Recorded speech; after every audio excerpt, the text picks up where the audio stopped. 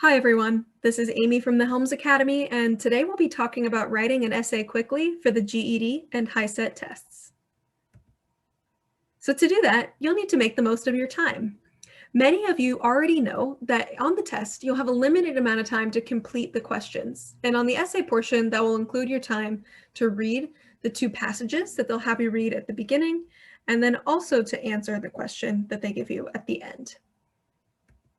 To make the most of your time, I'd encourage you to make an outline. Whether you're taking the test on a computer or on paper, you'll be able to make an outline first and then fill in the information around it afterward. If you have a scrap piece of paper, that's a great place to make an outline so you can scratch down your ideas quickly and then form them into full thoughts and more comprehensive writing later. So an outline structure includes these things. The first paragraph will be your main argument. So state what you are arguing. Which side do you agree with for this essay? Remember that your argument doesn't have to be what you actually believe as a person. It just has to be able to be supported by what you read. So if you would like to play the devil's advocate and argue the opposite side, you can do that. Now you'll see in the middle there, those green sections. The first two are your reasons that you support this main argument. So give two reasons to support it based on what you read. And then that third middle paragraph, part 4, that says some people believe that, however, and what you're going to do there is fill in a counter argument. If someone were arguing against you, what might they say? That's what you're going to put under the some people believe that. But then you're going to bring it back to your argument by saying however, and then showing why your argument is still stronger than that opposing argument. And finally, you'll just end your paragraphs in this whole essay with a final paragraph restating the main argument in new words. This is the basic outline structure that you'll need to remember. Now, there's also a few more things that might be helpful to put in here. For example, you might want to put details or examples under each one of those reasons. That's going to be an important part of getting a good score on the essay, is making sure that you're providing details and examples from the readings that you completed so that they can see that you can synthesize that information. You can read something and then include it in your own writing.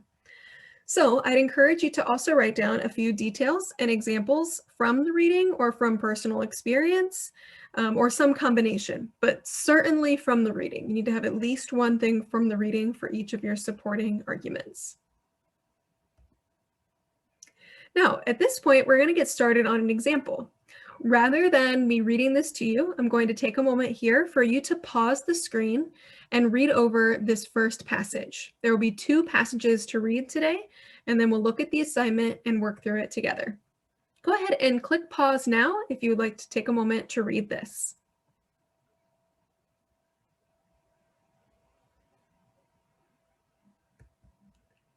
Now we have our second reading, No Recycling Laws for Gatesburg. If you could also just push pause here and take a moment to read this, this will help to set us up for the writing that we'll be doing shortly together. Go ahead and click pause now.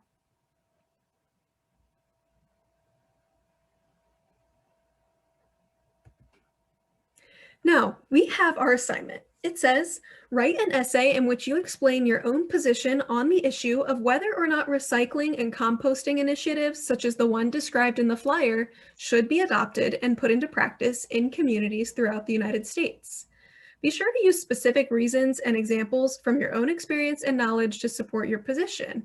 Evidence from the passages provided should also be used to support your idea. Remember that every position exists within the context of a larger discussion of the issue, so your essay should, at minimum, acknowledge alternate and/or opposing ideas.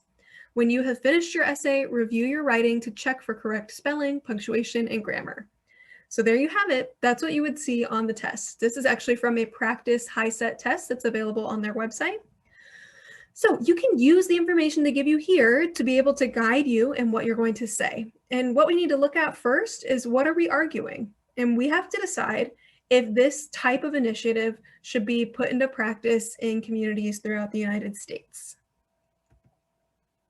So again, we're going to go back to our outline structure where we have to state what our argument is first, and then come up with some reasons why we support that, as well as a possible counter argument. And then finally restating our main argument at the end. So let's take a look. So for my argument, I'm going to say communities should implement recycling laws like those in Gatesburg. There we go. I've got all of it out on the table. This is what I want to argue for. This is going to keep me centered on this one idea throughout. And you can see down at the bottom that for my conclusion, I'm just going to say something similar to what I said up in that first piece. I'm going to say the recycling laws in Gatesburg should be used in communities all across the country. So I'm just restating my central claim here. And that helps to leave my reader with a clear sense of what I want them to know or believe at the end. Now I need to fill in those details in the middle. So let's start with this one. It's better for the environment if we implement these laws. It's also better for the economy if we implement these laws. And then I'm going to add these sentences. Some people believe that this project is an invasion of privacy. However, this program is not about searching through someone's trash for information, but rather about enforcing good practices to help our community stay safer and cleaner. So you can see I brought in some opposing arguments that some people don't like this program because it's invading their privacy, but then I showed why it's actually very important to still have this program and why that's, I want to invalidate that argument or show why it's not as strong. So here I have a basic outline. Even if you just get this much of an outline done, this will really help you to thrive when you're writing the essay because you already have a guide written out. Now, I find that it's even easier if I go ahead and add in the specifics that I want to include in those body paragraphs as well. So let's take a look at that. So again, I'm going to add a couple ideas of why do I think it's better for the environment? Well, I'm going to go back to my text and also consider my own experience. So I know from the text that it could reduce landfill waste by as much as 90% in 5 years. So I'm going to include that as part of my argument for the environment. And I also know that we'd be reusing more materials if we were recycling more. So I'm going to include that from my own experience. Now, for better for the economy, how am I going to prove that? Well, I saw that in Phoenix, they made $5 million by selling materials from recycling. So that's a really good clue as to how cities could benefit economically. And then I also see that people will be more aware of what they buy or throw in the trash and recycle, which is going to make them more conscious consumers. So that's going to be better for our economy as well. And lastly, some people believe that this project is an invasion of privacy. And so we're bringing it back to why this is so important and not such an invasion of privacy. So I'm going to address the concern about computer chips in the can. And I'm just going to say that that's just part of the data collected for the city's improvement. And then I'm also going to say that it encourages every person to participate in the good work of their community as another selling point for why we should continue to have this program.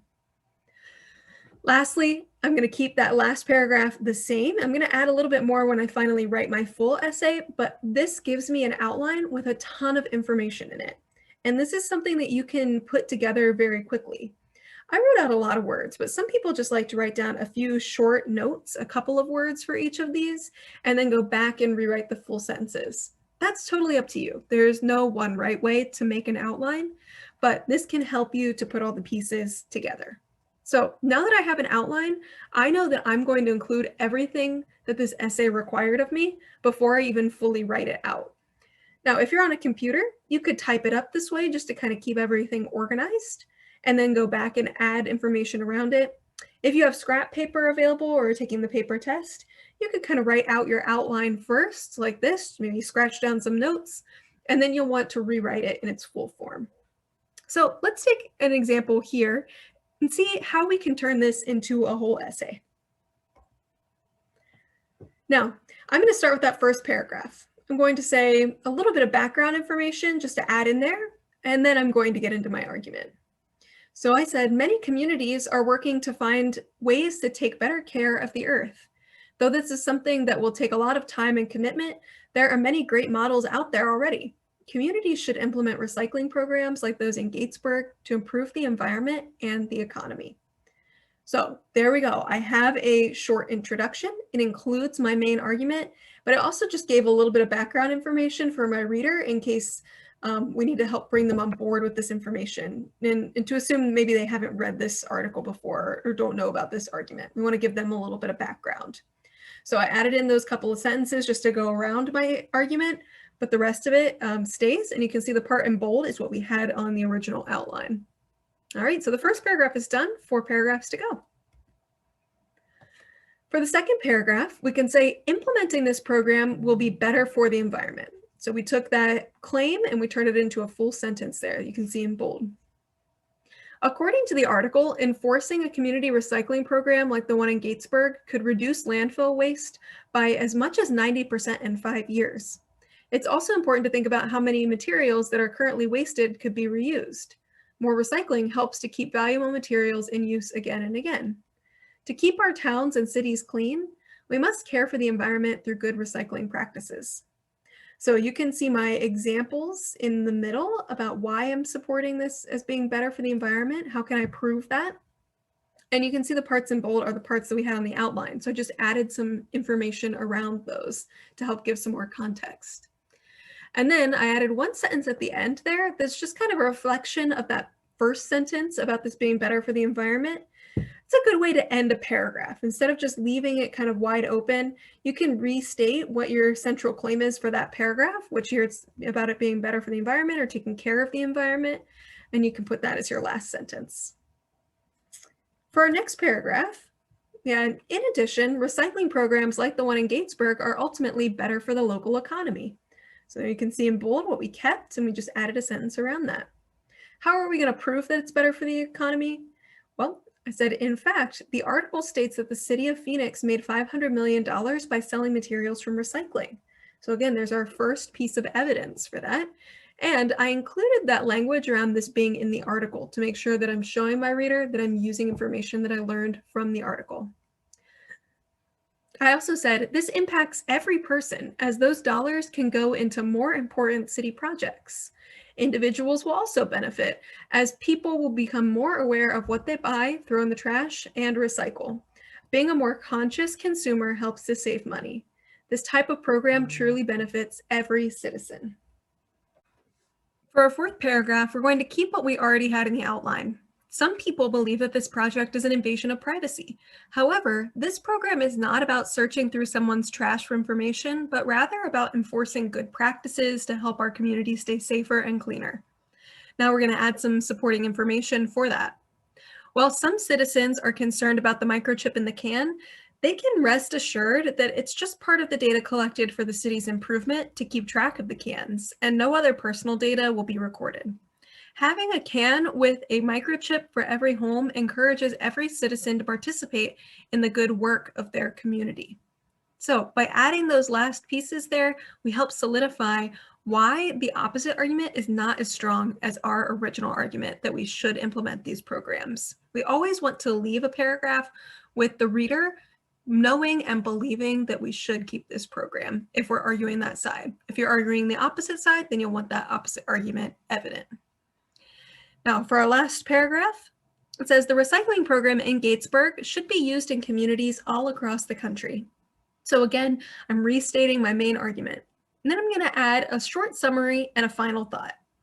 Each town will benefit from the environmental and financial impacts, and they will also have the satisfaction of knowing their community is cleaner and safer. Every person deserves to live in a place like that, and every citizen can do his or her part in supporting this type of program. So when you look over all of this, this is one whole essay that's ready to turn in for the HiSET or GED. And looking over these paragraphs, you can see that they are clearly demarcated. So we can see the top paragraph, second paragraph, third paragraph, fourth paragraph, fifth paragraph, which is important. You want to make sure there's separation between those paragraphs so the person grading it can easily see that you have those different ideas. Also, I'd encourage you to include transitions like what you see here, first of all, and in addition. And you can also think about this as a way of, expanding on the outline that you had. So you saw as we took the original outline information, we're actually able just to keep a lot of our same words and just add some information around it to make it complete sentences or more comprehensive thoughts. Thank you so much for joining me today, and good luck on your writing test. You can check out more videos here on the Helms Academy YouTube channel. And if you like a video, give it a thumbs up and a comment. You can also subscribe to get all the latest updates. Don't forget to check out the Helms Academy on Instagram and Facebook, and on our website at helmsacademy.org.